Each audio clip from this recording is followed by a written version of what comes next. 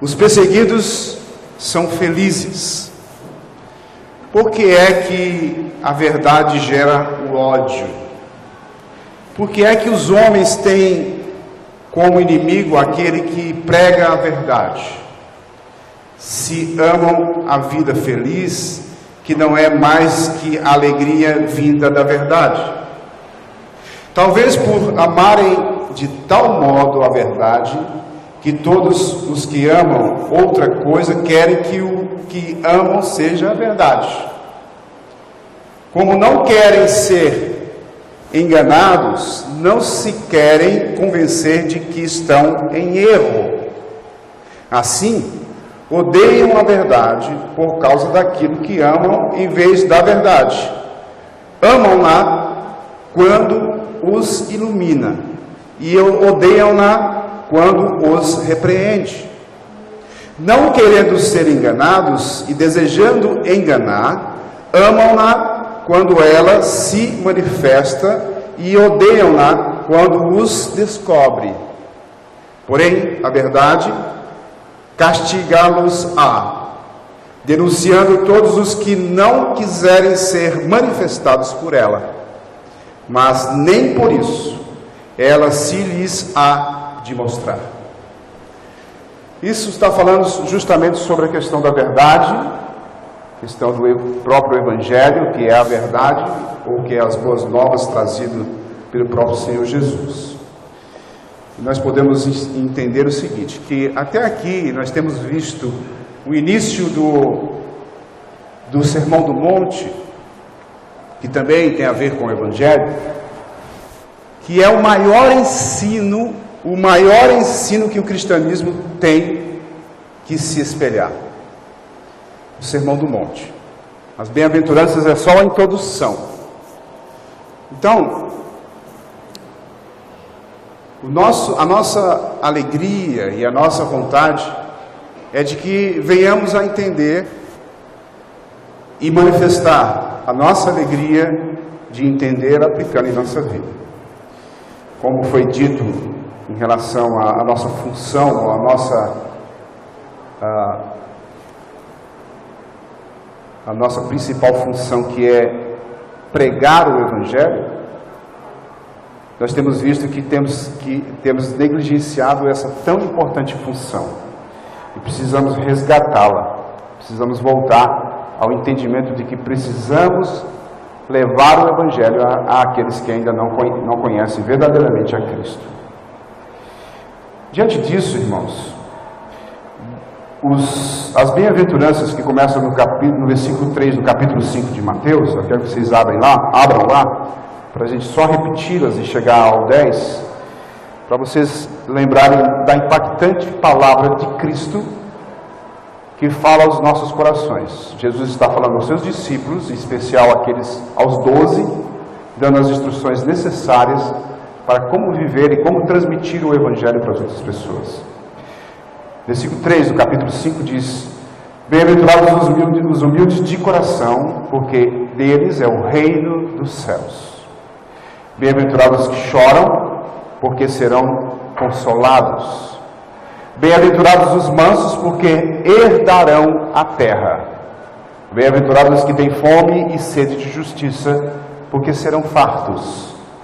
Bem-aventurados os misericordiosos, porque alcançarão misericórdia. Bem-aventurados os limpos de coração, porque verão a Deus. Bem-aventurados os pacificadores, porque serão chamados filhos de Deus. Bem-aventurados os perseguidos por causa da justiça, porque deles é o reino dos céus. Vamos repetir o versículo 10, todos nós juntos. Bem-aventurados os perseguidos por causa da justiça, porque deles é o reino dos céus. Vamos orar mais uma vez? Senhor Deus Pai, Deus misericordioso e bondoso, que a Tua graça venha nos alcançar, mesmo sem merecermos. Obrigado, Senhor, pela oportunidade que o Senhor nos concede. Eis Teu servo aqui nesta noite, mais uma vez, te suplicando a graça de poder falar aos nossos corações. Que a tua palavra, dirigida pelo teu próprio Espírito, venha a encontrar morada em nossas vidas, para serem aplicadas, usadas, para serem atuantes, para que venhamos realmente a fazer a tua vontade.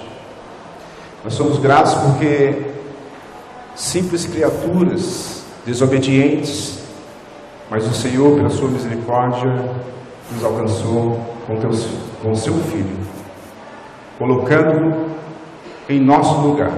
O Senhor nos deu a graça de nos regozijar diante da tua presença, reconhecer a tua bondade, o teu grande amor por nós. Viver neste mundo sofredor nos dá a alegria de poder viver mesmo com sofrimento, tendo a certeza de que o Senhor é conosco. O Senhor nos capacita, o Senhor nos corrige, o Senhor nos dá instruções necessárias para sermos teus servos, para sermos filhos de Deus. Obrigado, Senhor, por tudo. Abençoe esta igreja, abençoe aqueles que estão nos ouvindo a tua mensagem nesta noite. Tudo isso nós pedimos e agradecemos em nome do teu Filho Jesus. Amém. Irmãos, você tem o reino dos céus. Essa é uma afirmação da própria palavra de Deus. Nós temos visto, nós temos acompanhado. Você tem o reino dos céus. Note que a promessa dessa bem-aventurança é a mesma da primeira. Se você olhar o versículo 3, você vai ver no finalzinho dela que ela está falando sobre porque deles é o reino dos céus. E no versículo 10, Jesus repete novamente, porque deles é o reino dos céus. Por que Jesus está repetindo? Por que ele começa, no primeiro momento, quando todos estão ali sentados, ouvindo o Senhor Jesus atentamente, especificamente os 12 em sua volta praticamente, estão recebendo aquelas instruções tão importantes para a vida deles, para que o verdadeiro Evangelho se espalhasse como um estopim, como um fogo em um mato seco, onde pegasse fogo em toda a região necessária para o Evangelho fluir e crescer. O resultado foi que, até os nossos dias, depois de quase 2000 anos, o Evangelho tem sido a força maior da vida cristã. Por que Jesus começou e terminou sua descrição com essa promessa particular? Com o intuito de impressionar seus ouvintes. O mais importante é o indivíduo ser membro do reino dos céus. É a coisa mais importante. Você pode ser membro de qualquer outra coisa. Você pode ser membro do seu clube, o clube dos marinheiros, o clube dos policiais, o clube das mulheres, o clube não sei das quantas. Mas o mais importante é você ser membro do reino do céu. Você pode ser membro da Igreja Batista Regular em Mangabeira, ser membro da Igreja Batista Regular do Bessa, ser membro de qualquer outra igreja batista ou presbiteriana ou qualquer outro movimento. Mas o mais importante é que você tem que ser membro do reino de Deus. Você já pensou que é ser membro do reino de Deus? Será que nós temos uma visão clara do que é ser membro do reino de Deus? Não, nós não temos. Nós somos fracos nisso. Nós não conseguimos enxergar o que nos impacta. Qual é a nossa responsabilidade? Agora que estamos gravados, que estamos inscritos no livro da vida, nós não sabemos qual a importância do nosso nome escrito no livro da vida. Nós não sabemos qual a importância que tem você ser representante direto de Cristo, ou você ser um embaixador de Cristo. Você não sabe. Porque se você soubesse, fazendo a analogia como o irmão Valderi falou, do empregado e empregador, onde você está ali no emprego, fazendo de tudo para manter aquele emprego, porque as coisas estão difíceis, existe uma fila enorme esperando que você saia para ele entrar. No reino de Deus não é assim. Você não fez nada para merecer, você não fez nenhum vestibular, você não estudou, você não precisou fazer provas, você não disputou com outras pessoas. Simplesmente Deus olhou para você e disse assim, ó, venha, segue-me. E você seguiu. Lembra quando Jesus chega para Mateus e diz, Mateus está lá trabalhando como coletor de impostos, ali, provavelmente na entrada da cidade, onde os coletores ficavam, ninguém entrava ou saía sem pagar imposto necessário, e ele estava ali colhendo os seus impostos, pegava uma boa parte, colocava nos seus bolsos, outra parte ele separava para entregar para os romanos. Jesus chegou para ele e disse, segue-me. O que ele fez? Ele simplesmente levantou, deixou todas as coisas, deixou o seu trabalho, seguiu Jesus. Você já pensou? Você já pensou como é o poder da palavra do próprio Cristo em dizer para alguém, segue-me, ele simplesmente sem perguntar, sem fazer vestibular, sem fazer teste, errado como ele era, totalmente alheio, fora da sociedade, o povo odiava ele era rico, deixou tudo e seguiu Jesus. Que é fazer parte do reino dos céus, do reino de Deus. Você pode notar que em Mateus, só em Mateus usa essa expressão várias vezes, todo o livro, reino dos céus. Em outras partes dos outros evangelhos é reino de Deus, mas Mateus ele faz questão de usar reino dos céus. E aí, no entanto, essa 10ª bem-aventurança, ela é admirável, espantosa e inesperada declaração. Por quê? Porque quando a gente vê a leitura de bem-aventurados os perseguidos por causa da justiça, e aí tem o por causa da justiça, nós vamos entender que é uma mensagem, uma declaração admirável, espantosa e inesperada declaração. Porque este é o maior teste que o crente passa por ser crente. É o maior teste. Para você ser um cristão, você tem que fazer parte desta membresia do corpo de Cristo no mundo todo. Para você ser cristão, você tem que ouvir o Evangelho e entender que ele é para você. Para você ser cristão, você tem que ouvir o Evangelho e cair de joelhos, pedindo perdão a Deus pelos seus pecados, e chorar, lamentar. Para você ser cristão, você tem que ouvir a voz de Deus, dizendo, segue-me, e você deixa tudo e segue. E quando você faz isso, você vai perceber, você começa... Primeiro você se ilude achando que tudo vai ser as mil maravilhas, nós falamos isso pela manhã, mas você vai começar a enfrentar coisas difíceis, e nem por isso você vai dizer assim, olha, eu desisto, se você realmente entendeu o Evangelho. Nem por isso você vai dar uma volta para trás, voltar para o caminho da onde você saiu.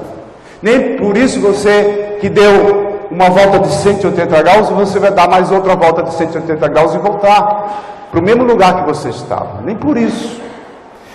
Mesmo você entendendo o que é o Evangelho, que não é fácil viver o Evangelho neste mundo, porque o mundo é o contrário do Evangelho, você vai entender que isso é para você. Você vai ser levado, você vai ser conduzido, não por suas próprias forças ou por suas convicções. Não é por causa da sua sabedoria ou da sua inteligência que você está dentro desta igreja. Se você fosse mais inteligente, você queria uma igreja mais rica. Mas isso era só racional. Se você fosse mais inteligente e queria só o seu bel prazer, você queria uma igreja onde estaria em um lugar, um ambiente mais refrigerado. Mas isso é só um sentimento, que não faz um membro real do reino de Deus. Porque Jesus disse: se você quer ser meu discípulo, carregue a sua cruz. Nós falamos isso pela manhã também. Então, se você olhar 2 Timóteo capítulo 3, versículo 11, o apóstolo Paulo vai falar ao Timóteo coisas interessantes. Porque às vezes as pessoas olham assim e dizem assim: olha, Paulo é poderoso, ele entregou sua vida a Cristo, ele foi um grande homem, não sofreu nada. Foi o homem que mais sofreu e o homem que mais amou a Cristo.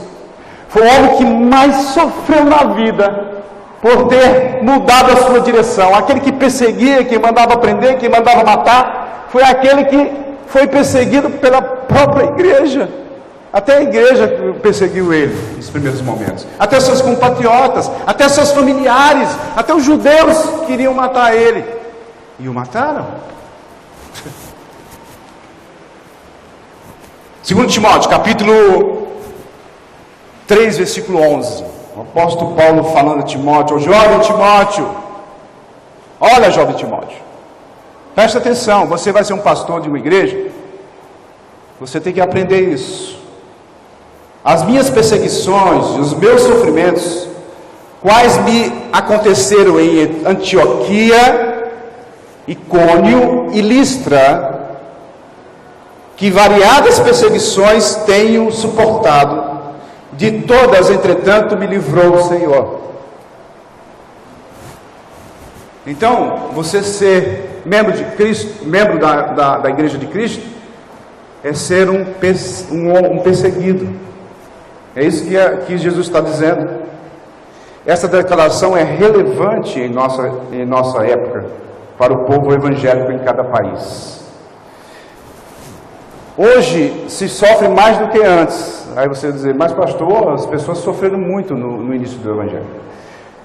Há maior sofrimento de perseguição do que nos primeiros séculos da era cristã. Quantidade de pessoas.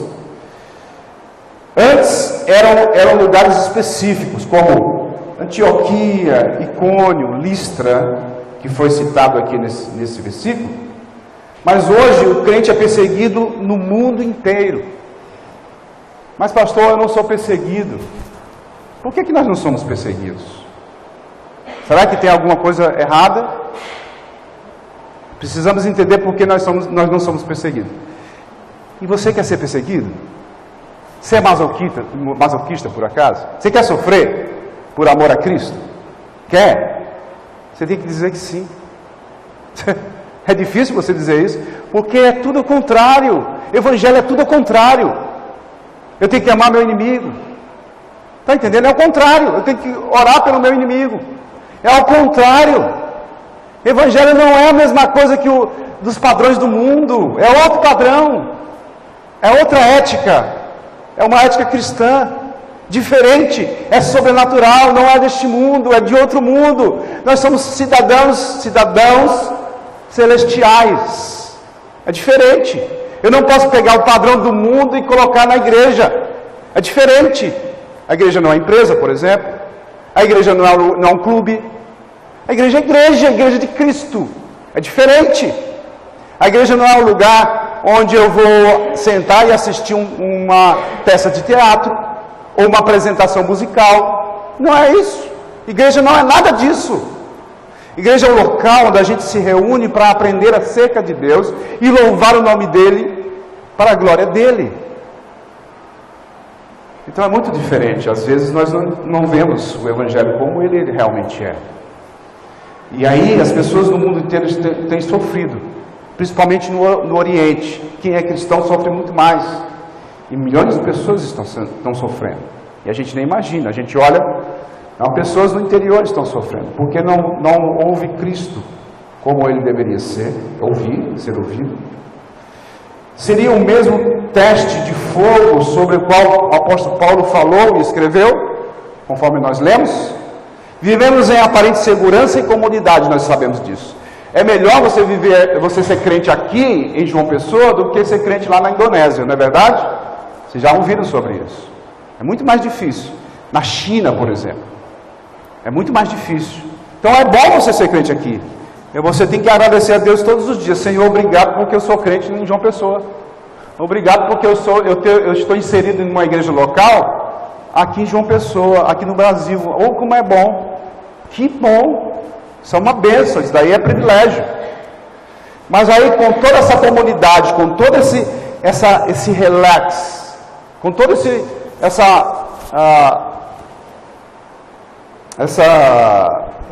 bem prazer que você tem, o que você faz com tudo isso?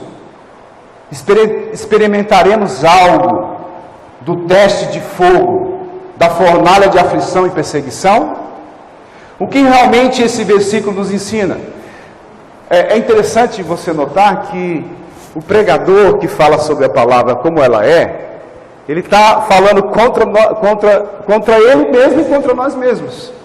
O evangelho é tão difícil assim de você seguir só pela misericórdia, e o próprio Espírito de Deus que nos faz a gente andar no meio de brasas, no meio de bombas, no meio de catástrofes, no meio de brigas, de guerras, e nos sentir a paz. Só o cristianismo faz isso. Nenhuma outra religião faz isso. Sentir a paz no meio da guerra. Só nós podemos sentir isso. E só podemos sentir quando a gente entende o que é o Evangelho e quem é Cristo na nossa vida. Parece que o pastor está dizendo algo contra, para que as pessoas fujam do Evangelho. Mas Jesus não quer ninguém que não tenha entendido o verdadeiro Evangelho. De jeito nenhum. Eu posso me alegrar nas dificuldades. E isso é muito contrário de uma realidade cultural, de uma realidade filosófica deste mundo, apresentada por este mundo. Bem diferente. E eu não posso desanimá-los acerca do Evangelho verdadeiro, de Cristo Jesus apresentado para nós. Eu não posso tentar persuadir vocês a desistir do Evangelho. Pelo contrário, eu tenho que dizer para você o que é a verdade. Seguir a Cristo é impactante. Seguir a Cristo é uma forma de vida diferente, sobrenatural. Pela fé nós andamos dia após dia. Não é algo pela razão somente. Usamos a razão sim. Podemos usar a razão, mas a fé, ela sobressai a razão. Se não fosse assim, não estaríamos aqui até hoje. A fé atravessou gerações e gerações. A palavra de Deus veio até nós sobrenaturalmente, preservada com muitas lutas. Apesar da razão estar sendo impactada na vida do ser humano por causa que nós vivemos neste mundo que é material, nós negligenciamos o espiritual, e muito na nossa vida. Agora, tem pessoas aí que servem um Deus que não é Deus, e eles são mais preocupados com o espiritual do que a gente.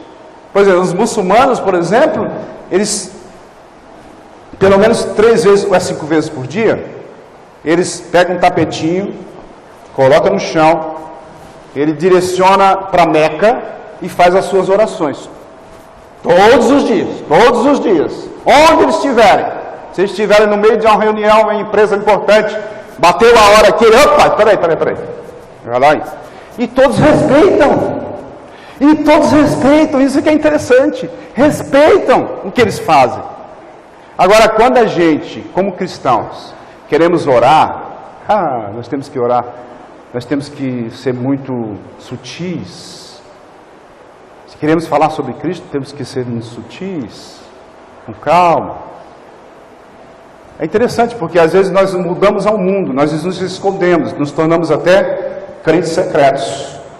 Será que o fogo, a fornalha da aflição e perseguição chega até nós, como o apóstolo Paulo falou? O que realmente esse versículo nos ensina? Segundo lugar, você tem que ser perseguido por causa da justiça. E a gente tem que entender o que é a justiça. Primeiro a gente tem que entender que a perseguição tem sido distorcida por causa da justiça. Aqui é como se Jesus tivesse dito: isto é o que acontecerá com você somente porque você é crente. Você recebe a sua carteirinha de crente e automaticamente, sendo crente verdadeiro, você vai ser perseguido. Pronto, Jesus diz: olha, você agora está apto para receber aquilo que você precisa receber, perseguição. Você já pensou nisso? Jesus diz assim: agora você está pronto, está apto para ser perseguido. Que bom, rapaz, agora você é perseguido. Olha que legal, que bom. Porque você é um determinado tipo de pessoa. Por isso você é perseguido. Porque você se comporta diferente. Por isso você é perseguido. Porque você é um pacificador. É por isso que você é perseguido. Agora você vai para a última prova. Eu estava conversando com o irmão Bernardo, ele vai passar por uma prova, ele vai fazer um concurso, ele vai passar por uma prova. Então, uma prova escrita. Então, você passa por uma prova escrita. Depois que você passa por essa prova, você vai para a prova física. Então, vamos dizer que aceitar Cristo como Senhor e Salvador é a prova escrita. Você já entrou. Pronto. Agora você vai para a prova física. Está pronto para ir para a prova física? Não, pastor, não estou pronto não. Eu vivo num lugar onde é muito tranquilo, eu não preciso ter essa prova escrita, essa prova física não. É diferente. Isso tem a ver com o caráter da vida cristã. O que é o caráter da vida cristã? O que significa receber o caráter de Deus em minha vida? A gente já tem falado sobre isso. A nossa vida ela tem que ser moldada no processo de santificação com o caráter de Deus. E o caráter de Deus apresentado biblicamente, revelado pelo próprio Deus, que são os seus atributos, são revelados em várias passagens bíblicas. A mais conhecida é Gálatas 5, 22, 23, que fala sobre o fruto do Espírito. A questão é que o fruto do Espírito não é só para você. O fruto do Espírito não é para você ser bondoso, misericordioso, amoroso, ter domínio próprio, não é só para você. Isso impacta nos outros, porque para você ter domínio próprio, você tem que estar domínio próprio com o outro. Para você ser amoroso, você tem que ser amoroso para o outro. E tudo é para o outro. Porque o fruto do teu espírito não é para você usufruir dela, não é para você comer do fruto, mas é para dar para o outro. O caráter de Deus é um caráter de servo. E nós, como cristãos, temos que crescer para sermos servos.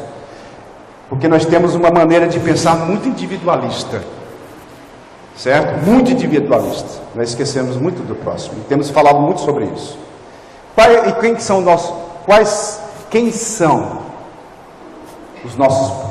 próximo, ou os próximos da gente? As pessoas que são próximas da gente. Ah, pastor, eu sei, é o meu vizinho. É o meu parente, esses são meus próximos. É os meus irmãos, esses são meus próximos. Não, próximos são aqueles que estão lá fora, que estão caídos na sarjeta, que estão feridos. Esses são os próximos.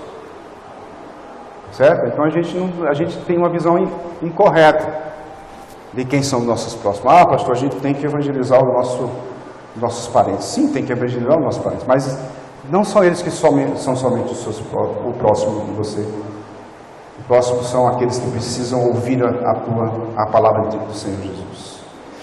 Veja alguns pontos negativos. Mark Lloyd Jones, ele diz o seguinte, ele comenta que Jesus não está enaltecendo os perseguidos por atitudes dignas de objeção.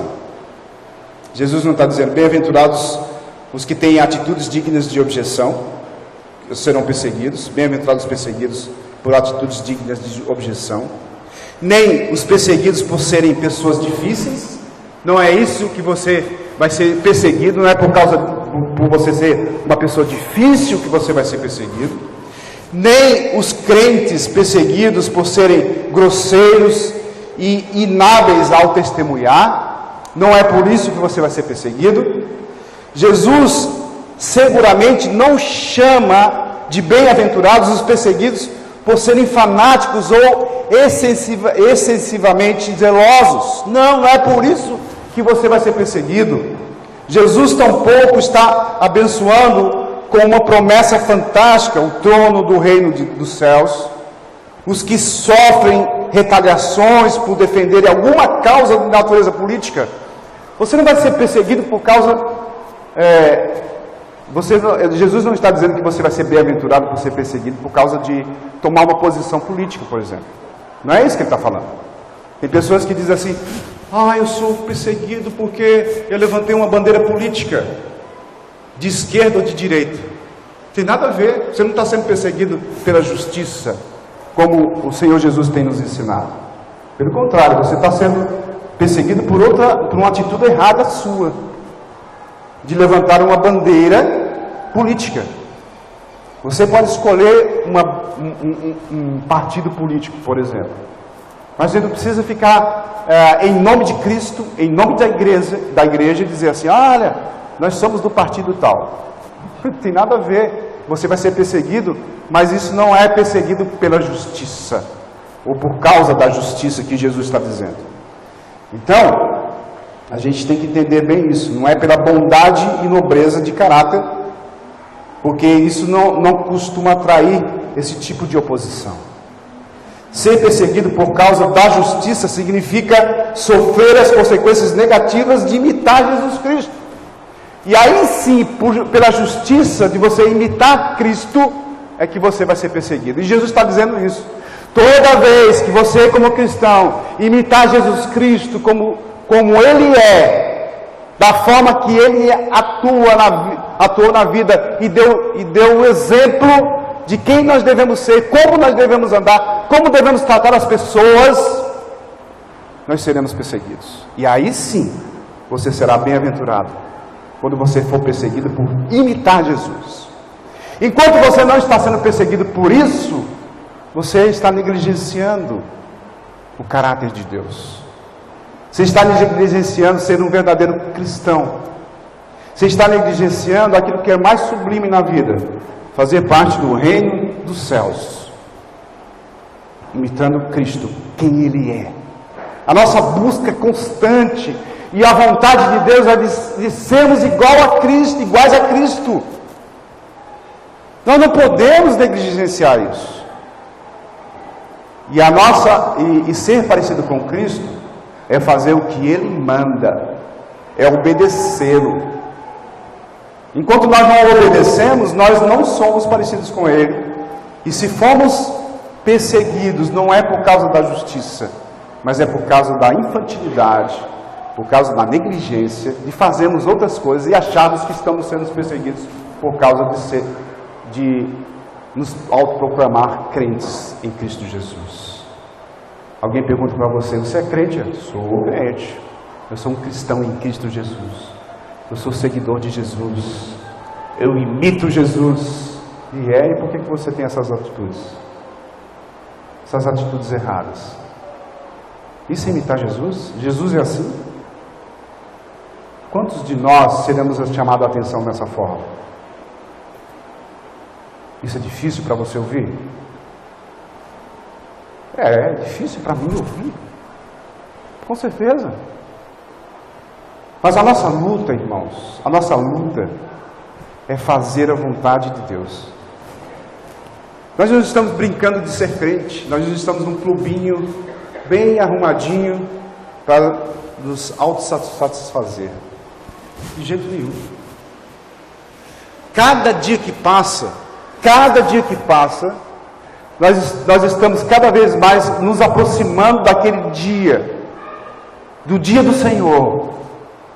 E aí sim, nós estaremos face a face com o Senhor Jesus. E aí? Como é que vai ser? Será que a gente tem que negligenciar ou temos que esperar um pouquinho mais e achar que Cristo não volta a qualquer momento? Que negócio é esse? Será que nós não confiamos em Cristo e nas suas promessas e no que Ele tem dito? Temos que observar estas coisas, precisamos olhar para nós mesmos. Por qual motivo os justos são assim perseguidos? A consequência de ter o olhar de Jesus sobre outras pessoas, a firmeza ética inabalável, mesmo distante de consequências negativas para si ou para os que ama, a propensão automática ao auto-sacrifício e ao serviço, o amor apaixonado por toda a criatura que carrega em si a imagem e semelhança de Cristo. Você diz assim, olha, eu não me preocupo com as pessoas lá fora, porque eu acho que tem algumas que não são a imagem e semelhança de Cristo. Todos nós somos imagem e semelhança de Cristo. Toda a criação, todo homem, aliás, é imagem e semelhança de Cristo, independente se ele é salvo ou se ele não é.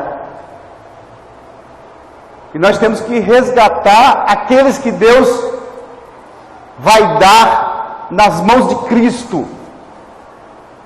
E aí isso faz a diferença.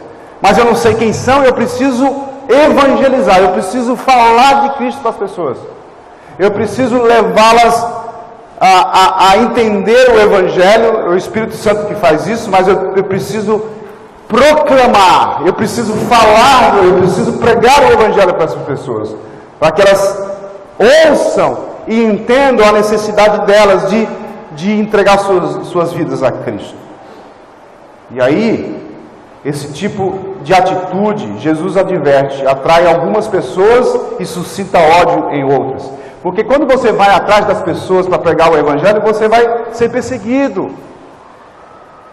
Não tem como. Você vai ser perseguido. Pelos familiares daquelas pessoas, pelas próprias pessoas, pelo governo, às vezes. Interessante isso. E aí, o que eu estou fazendo como cristão? Essa bem-aventurança me impacta, me faz transformar, me faz pensar um pouquinho quem eu sou, o que devo fazer. Como é que eu vou fazer? Como é que eu me sinto diante de tudo isso?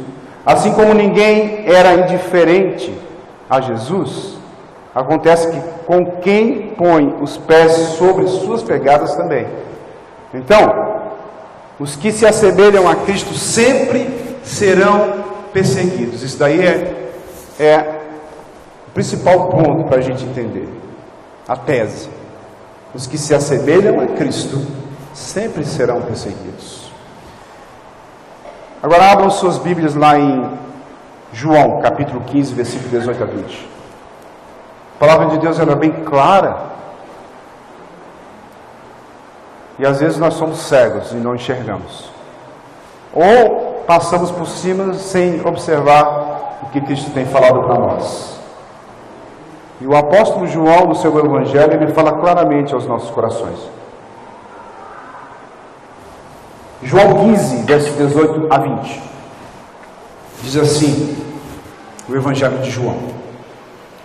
Se o mundo vos odeia, sabei que primeiro do que a vós outros, me odiou a mim. Versículo 19. Se vós fosseis do mundo, quer dizer que você não é do mundo. O mundo amaria o que era seu. Como todavia não sois do mundo, então o que o apóstolo João está dizendo? Você não é deste mundo, mas você ainda quer ser desse mundo, mas você não é mais. Se você entregou a sua vida a Cristo, nasceu de novo, entendeu o Evangelho, não podia pagar os seus pecados, entregou a sua vida a Cristo, porque Ele pagou os seus pecados, você agora não é deste mundo. Pelo contrário, João continua, dele vos escolhi, foi Jesus, foi Deus que te escolheu. Por isso é muito importante, que ele conclui essa parte aqui, o mundo vos odeia. O mundo vos odeia porque você não é deste mundo, você é escolhido por Cristo, você é separado, você é salvo, mas o mundo te odeia. Versículo 20, lembrai-vos da palavra que eu vos disse, não é o servo maior do que o Senhor. Se me perseguiram a mim, perseguiram aquele que é o Rei dos Reis, Senhor dos Senhores. o dono de todas as coisas, que fez todo o universo, que criou desde a molécula, desde o átomo até a maior das galáxias, todos os planetas, todas as estrelas, bilhões e bilhões e bilhões e bilhões de galáxias e estrelas, todos os peixes do mar, todos os animais da terra, todos os homens que nasceram até hoje, e os que morreram, e os que vão nascer. Deus foi perseguido. Se me perseguiram a mim, também perseguirão a vós outros. Quem é você? Se guardaram a minha palavra. E ele diz o seguinte: se guardaram a minha palavra. Você só é perseguido se você guardar a palavra dele. Você só é perseguido se você entender o Evangelho, e isso sai através dos seus poros. As pessoas olham para você e dizem assim: aquele ali é diferente porque tem algo diferente, é porque o Evangelho sai naturalmente de você. E você é perseguido por isso, porque você é diferente. Você constrange as pessoas que estão em sua volta. Jesus constrangeu os fariseus, os escribas. Por isso eles ficaram perseguindo ele para matá-lo. E conseguiram matar. Mas não foi porque Jesus era frágil.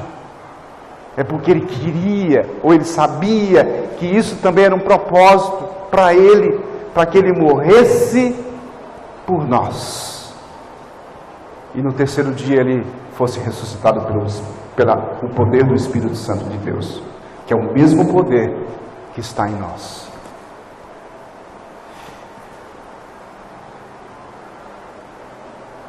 Se guardaram a minha palavra, serão perseguidos. Também guardarão a voz. 2 Timóteo 3,12 diz: ora, todos quantos querem viver piedosamente em Cristo Jesus serão perseguidos. E eu finalizo, irmãos, com Mateus 6,33, que é o versículo que mais nós amamos. No Sermão do Monte, esse versículo é impactante. Por quê? Porque esse versículo mostra que o que Deus tem falado aos nossos corações, de a gente ter prioridade nesta busca. Quando Jesus diz, Sermão do Monte, capítulo 6, versículo 33, ele diz: buscai, portanto buscai, em primeiro lugar, não existe outra prioridade. Sabe por que o cristão sofre? Porque ele não tem prioridade. Nós não temos, aliás, temos prioridade, mas a nossa prioridade não é Deus. E Jesus, ele falando às multidões, especificamente aos 12, ele diz assim: olha, buscai, portanto, em primeiro lugar. Não é em segundo lugar, não é em terceiro, não é em último lugar, não é quando você tiver tempo, não. Primeiro lugar, o seu reino e a sua justiça. E ele faz uma promessa: e todas estas coisas vos serão acrescentadas. Todas essas coisas o quê? O que ele falou antes. Tudo. Começando com as bem-aventuranças. Tudo será acrescentado. Tudo. Todas essas coisas. Ele fala também o que ele falou antes, para você não se preocupar com o que comeremos, o que beberemos. Não significa, tem pessoas que interpretam errado e dizem assim: eu vou cruzar os braços e não vou fazer mais nada porque Deus dá tudo para mim, como ele faz com a erva do campo, como ele veste a erva do campo. Não é assim, não. Mas ele está dizendo que tudo que você faz, colocando ele em primeiro lugar, todas as coisas serão acrescentadas. Essa justiça, como em todo sermão, significa buscar uma vida justa em total submissão à vontade de Deus. Sabe o que é total submissão? Quando Jesus diz assim, que você tem que amar a Deus com todo o seu ser, tudo, com o coração, com a alma, com o corpo, com tudo. Quando o apóstolo Paulo diz que você tem que oferecer, lá no capítulo 12, versículo 1 e 2, oferecer o seu culto racional como sacrifício vivo e agradável a Deus, para a transformação da sua mente. Tudo está ligado, porque é o mesmo Deus que inspirou João, é o mesmo Deus que inspirou Paulo, é o mesmo Deus que inspirou Moisés, é o mesmo Deus que inspirou todos os profetas do Antigo Testamento, é o mesmo Deus que trouxe o seu Filho para morrer no nosso lugar, é o mesmo Deus que nos dá o direito de chamá-lo de Pai. Esse mesmo Deus. Essa justiça leva à perseguição por parte de alguns, mas outros se tornarão eles mesmos discípulos, porque aqueles que te perseguem também serão discípulos de Cristo, assim como Paulo foi, que perseguia a igreja de Cristo. Você lembra quando Jesus fala para Paulo? Paulo estava perseguindo quem? A igreja de Cristo. E Jesus disse o quê? Paulo, por que me persegues? Paulo se colocando como igreja. Olha só, porque ele é o cabeça da igreja. Ele faz parte desta igreja.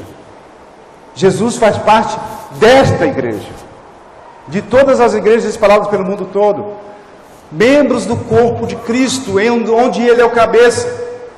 E aí, nós podemos ver que há apenas dois tipos de piedade: centrada em si mesmo ou centrada em Deus. Há apenas dois tipos de ambição: para si mesmo ou para Deus. Ambição aqui, a palavra, ela tem um efeito negativo hoje nos nossos dias, mas a ambição aqui é você querer, é você ansiar, servir a Deus, fazer a vontade de Deus. Ou é para si mesmo ou é para Deus. Nessa estrutura de compromisso, os discípulos de Jesus estarão seguros de que todas as coisas necessárias lhes serão concedidas pelo Pai Celestial. Abba, Pai, Senhor nosso Deus e Pai. Amém? Senhor nosso Deus e Pai, Todo-Poderoso, ó Senhor, tem misericórdia de cada um de nós. Renova as tuas misericórdias, como o Senhor falou lá através do salmista. Ajuda-nos, Senhor, a ver a tua grandeza em nossas vidas, o teu amor incondicional, que nos levou a sermos chamados teus filhos, fazer parte da tua família. E nessa semana, uma semana impactante, onde a gente reflete o grande sacrifício que o Senhor fez por nós. Não é somente aqueles dias em que estamos ceando com a tua ordenança, lembrando do sacrifício, mas é um dia especial marcado no calendário nosso,